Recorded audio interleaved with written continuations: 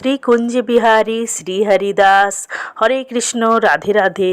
শুভ অক্ষয় তৃতীয়ার প্রীতি ও শুভেচ্ছা সকলকে। আশা করি সবাই তোমরা ভীষণ ভালো আছো।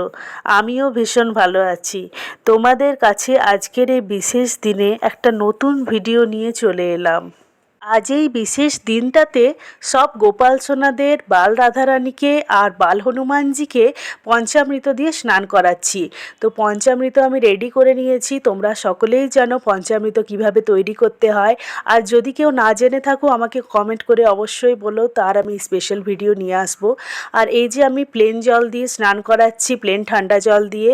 এই জলের মধ্যে আমি অগরু, চন্দন সব মিশিয়ে নিয়েছি আর এই জল দিয়ে আমি স্নান করাচ্ছি। এরপর স্নান হয়ে গেছে, এরপর আমি আরতি করে নেব।